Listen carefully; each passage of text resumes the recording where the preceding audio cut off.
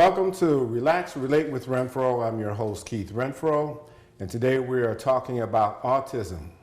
I have two mothers here who have children that have been diagnosed with autism, Alaina Hicks and Ciera, and forgive me.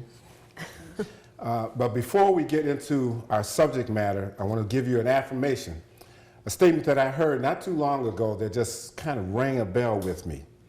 When you are writing the story of your life, don't let someone else hold the pen.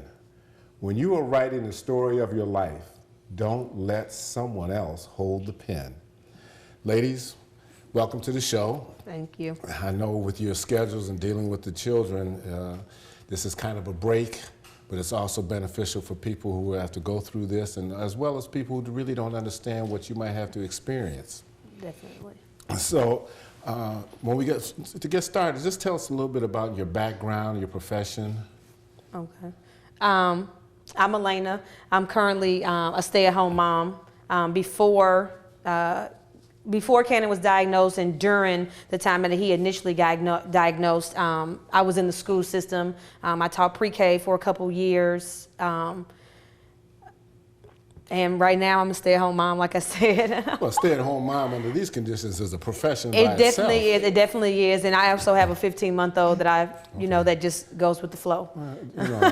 Not too many people are going to argue with the fact that being a stay-at-home mom is a full-time job anyway. It is. So, okay, and And I'm Ciera.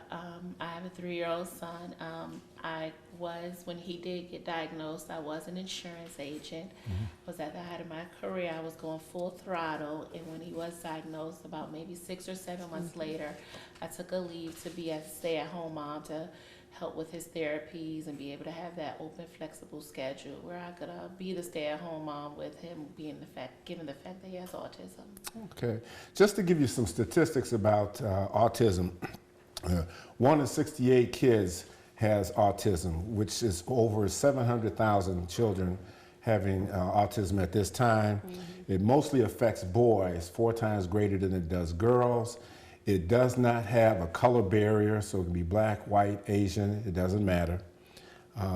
They have some of the limitations and impairments are social interactions, communication, restricted interest, and repetitive behavior. Some cases are atypical eating disorders, unresponsiveness, temperament. They get upset when their routine changes easily.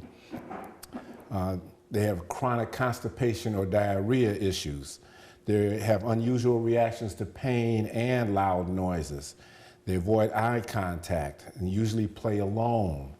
They have difficulty getting along with others. So with all of those things that you have to deal with, which are kind of outside the norm for developing children, tell us more about your family and how you interact with this particular condition. How do you manage this, with your family? Because you've got a younger child, okay, and you have an older child, correct? I have a 12-year-old daughter. So how does fitting in all of this work for you? It's tough because you want to be cognizant of your other child. You want to, allow them to have time with you individually, taking them to things that they may enjoy.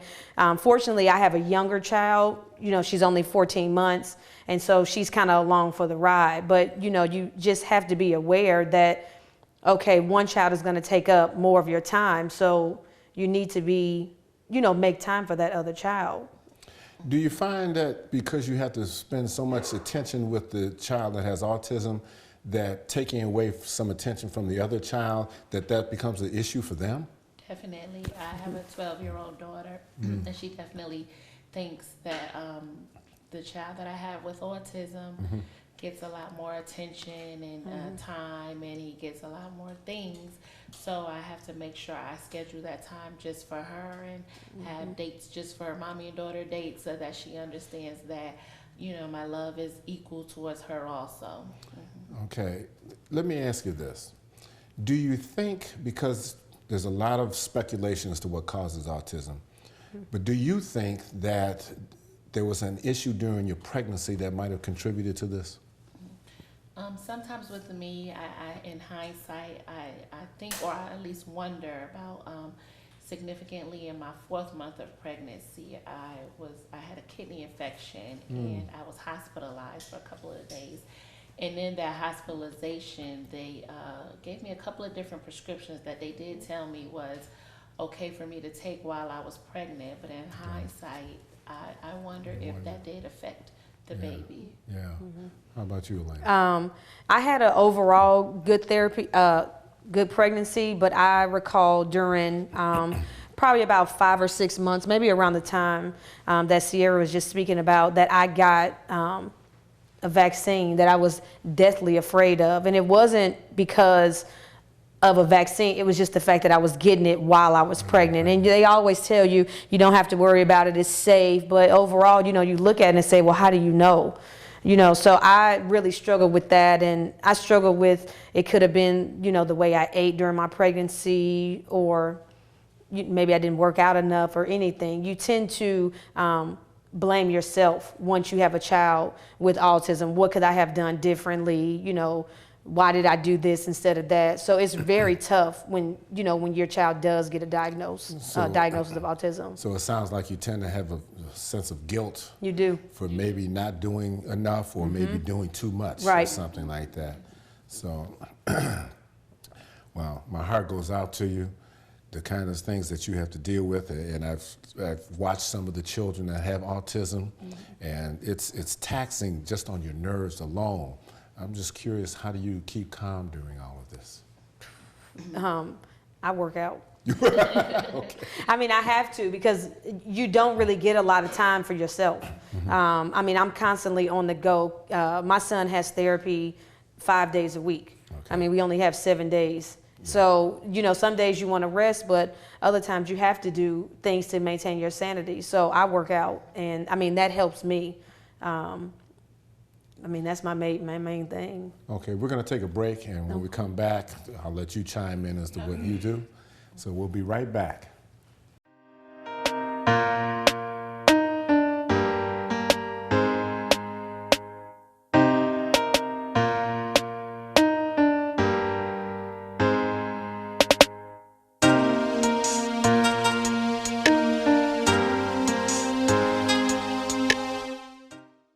Hello, I'm your host, Keith Renfroe with Relax, Relate with Renfroe. Today I'm going to give you a tip about why get angry. When you get angry, the reasons for this is because there are statements that you misunderstand. There's a behavior that you misinterpret.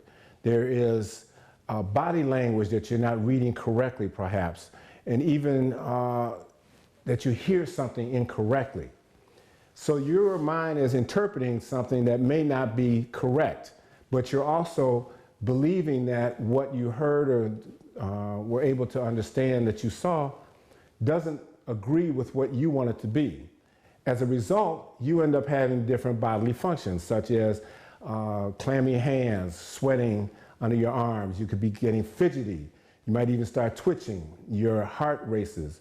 You have increased breathing. All of these things take effect immediately. The question is, why get angry? Because when you do, all you're going to end up doing is behaving in a fashion that's going to be more detrimental to you or the situation or another person. Because then you end up getting loud, there's screaming, there could be throwing of objects, people get shot, they get stabbed. All these things can take place during that time. The question again is, why get angry? When the only thing that's occurred is that what you heard doesn't agree with what you believe it should be. If you stop for a moment, take a deep breath, think about what you heard, and reevaluate that it's not as serious as you were about to jump the gun and believe. If you do that, then you will be able to manage whatever the situation or conversation is about. In doing so, you reduce your stress level, you are able to resolve the situation more peacefully, perhaps even to a degree that you would like it to be. But all of these things are dealing with anger management. If you're flying off the handle right away, all of these things that I just noticed or just stated are taking place in an instant. You need to get a grip. You need to be more in touch with yourself, how you feel, how you're expressing yourself, and basically what it is that you're hearing. Because even when you're angry, you don't hear what is actually being said because your mind is racing so fast that you want to say something before the person talking to you finishes. Slow down, take a deep breath, reevaluate it, rethink the situation. Think about that. No reason to be getting angry. Welcome back to Relax Relate with Renfroe. We're here talking to Alaina and Ciera about autism and how they deal with their children and the issues that are surrounding autism. So what age was your son when you first experienced this behavior?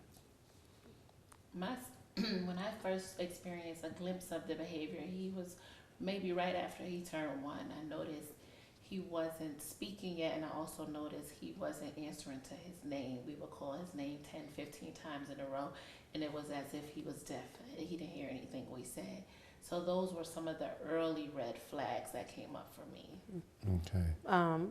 Like Ciera said, our son also was nonverbal at the time. He had a couple words, mama, dada, but he lost them by the time he was probably 15 months. Also, I noticed that when he would learn something, he tend to forget it after a small amount of time. So if we taught him how to, if we were playing with a shape sorter and he knew how to put the circle in the circle hole, after a couple weeks, it would be like us teaching him all over again. And so his retention was very low. What kind of therapies do you find most effective to help you deal with this or to help your child grow and develop? One of the main therapies I found to be most effective is the occupational therapy, because children on the autism spectrum have a lot of sensory issues, and it's hard for them to sometimes quiet their brain. And so definitely the occupational therapy helps with that, helps them to be able to make sense of those heightened sensory issues that they have a lot of times. Okay. Same with you then? Same with us. And my son struggles with fine motor skills, and so occupational therapy definitely helps on that end. Him holding the spoon tight enough so he can scoop his food and also eat. We're at a point where I can scoop and hand him to the spoon, and then he'll feed himself. But him doing it alone, he will not do. He struggles with it. And his age again is? He's 6. He'll be 6 in December. That's 6, which obviously 6-year-olds are able to feed themselves. Correct. Like my daughter's 14 months and she does it. So. Okay. So you have a visual comparison right there. I do. And that's something I didn't have in the beginning because my son was my first child. Right. And so, you look at it and say, is he supposed to do this? If he's not supposed to do this? And so you struggle, but at the end of the day, you still have that gut feeling telling you something is not right. That mother instinct is kicking in. Exactly. What resources have you found to be the most helpful? I think for us being in Georgia, one of the things that's been most helpful is the Marcus Autism Center. When Cannon was there for almost a year and a half, it allowed me to make a circle of friends. I call them MAC moms. The Marcus Autism Center, MAC moms, is actually where Ciera and I met. And because your biggest resource is going to be other moms that are experiencing the same thing as you.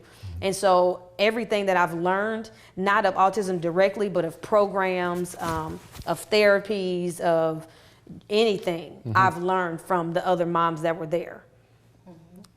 It definitely helps having that network of mothers because it actually balances your sanity. So you know that you're not the only one going through this, and you feed off of each other. You tell the other one, this is what worked for us, or maybe try this, or you do play dates where you know that your children are basically going to do the same thing, so you don't have to worry about apologizing for your child to the other mom because she understands. It almost sounds like you guys are doing the research that the scientists should have been doing. Exactly. Yeah. And I guess you feed back to them to give them some input on how to deal with this. Definitely. Wow. Wow. So are you able to work when you have a child with autism? I definitely think you can work, but at the end of the day, something's going to have to be sacrificed, whether it's time at home with your kids, whether it's therapy, or anything else. And so I'm sure there's, like you said, 700,000 kids diagnosed. I'm sure there's 2-parent homes where both of the parent works. But I think at the end of the day, something will be sacrificed, which is the struggle for me to go back to work. Okay. Because working a typical 9-to-5 job, your child won't be able to go to therapy. They're in school until 3. Most therapists probably take their last clients at 5 or 6. By the time you get off work, you can't get your child there. They're closed. Exactly. Are you able to? Yeah, it's definitely a balancing act. Me and my son's dad have had to basically take turns working. Either one parent works full time while the other parent does the different runs to the therapy and things of that nature. So you can, but it's a balancing act. You'll have to find a career or a job that basically fits into your schedule of therapy with your child. I know I kind of think since you seem to have to be at home a lot, you know, maybe some internet occupation or business that you could start might, you know, help supplement the income, because for those who may not be aware, insurance doesn't cover all the costs of everything that you have to go through. I know there's a moving force trying to get insurances to cover a lot of the therapies that are required to help the child develop. So we're going to continue this conversation. We need to take a break right now, and we'll be right back.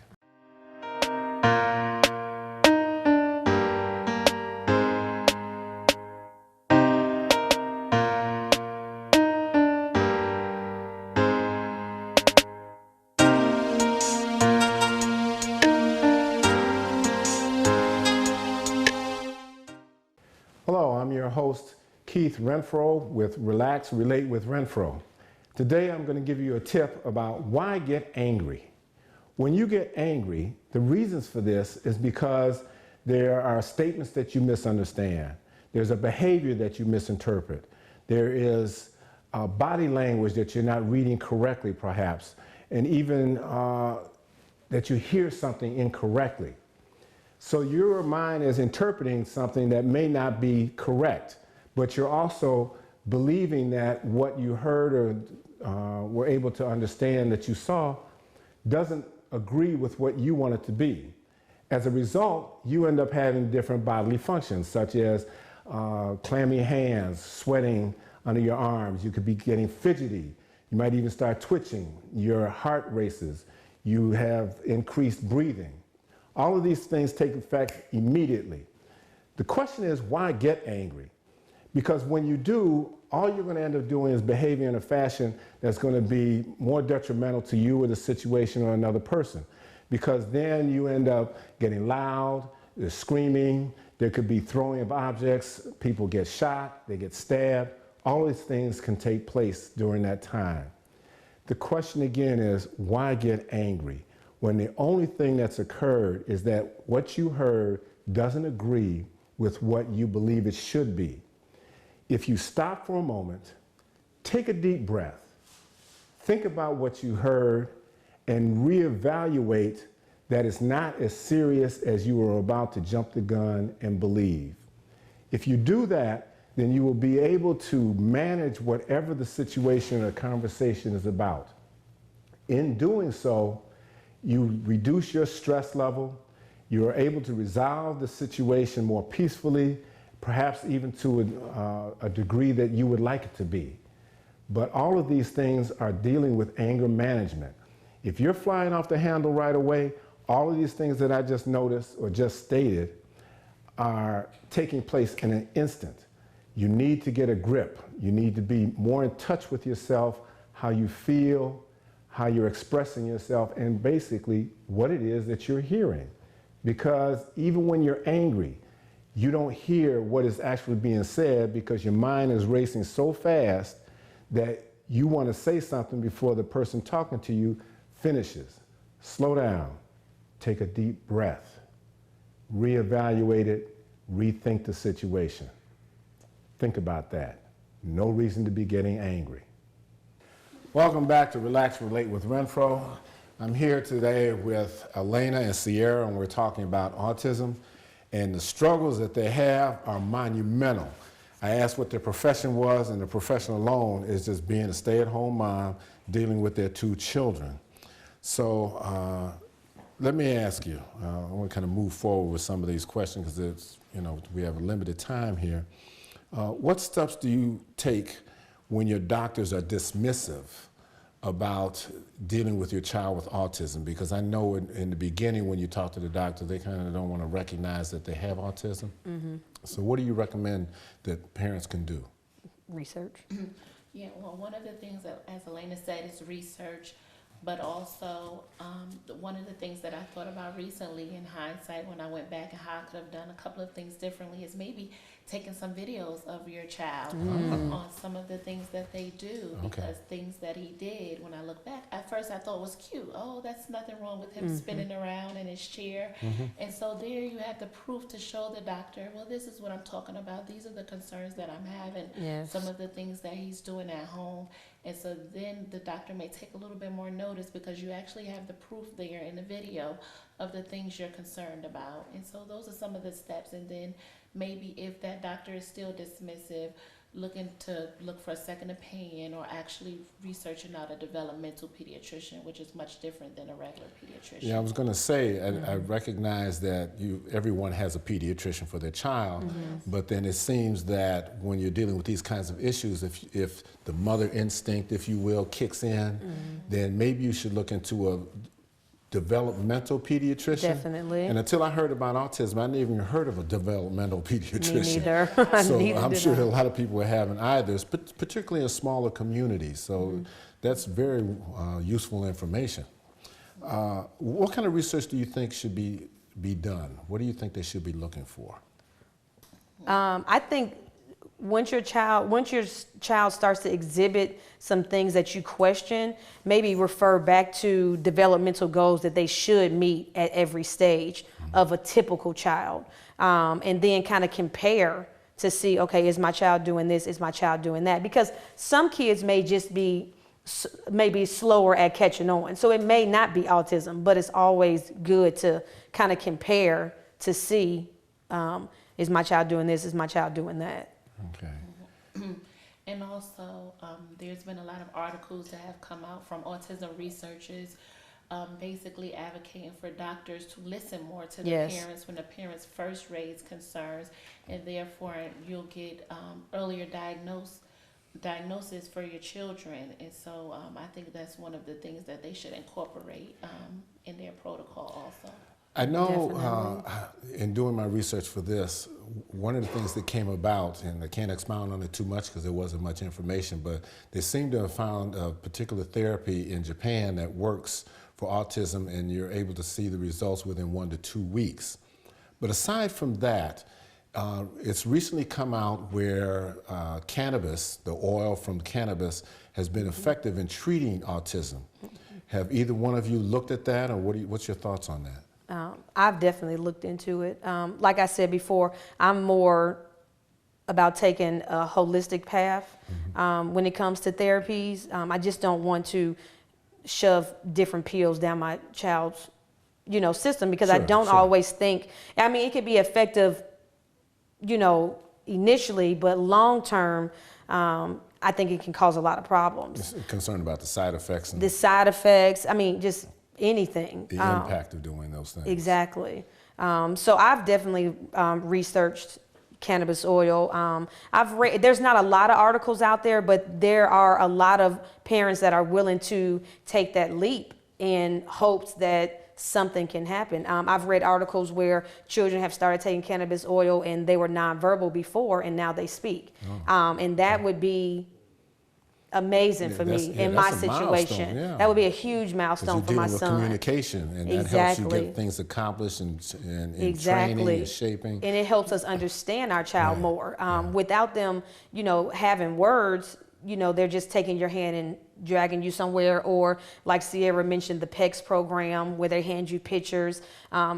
Hopefully my son will be able to get to a device where he can communicate, and if he never attains words, he could use the device to, communicate with us. Have you considered the cannabis?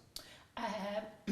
I'm still currently doing research on it, Okay. weighing the pros and cons, because a lot of the research I've done has shown that it gives a calming effect, particularly when they have the stimming incidents. Yeah, because we know that they can be very active. Yes. And appear to be very agitated easily, and what have you. I want to make an offer. I mean, we can come back to this at a future date, but to speak of a holistic alternative approach that is not necessarily medical and pharmaceutical, but to introduce you to some people that I know who use alternative energy healing medicine techniques that might assist this. And, you know, if it works, then obviously this is something we want to get out to them. Definitely. You're open to that? Definitely. Okay. I want to thank you ladies for coming on the show. It's kind of out of time.